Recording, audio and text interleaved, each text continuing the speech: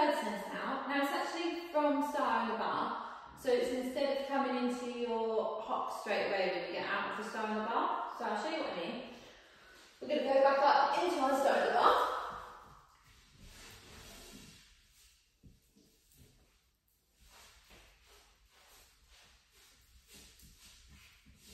So, we are in our Star in the Bar.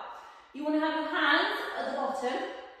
Now, to go into our bird's nest, we're going to slide our bum out of the hoop and straighten in our arms. We're going to hook it on our feet. We're going to arch our back as much as we can.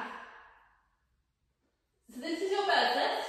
Come out, bum comes back in, and hook your legs. So that's your bird's nest. Hopefully you saw it as I went round, but I'll put it on spin just in case you didn't.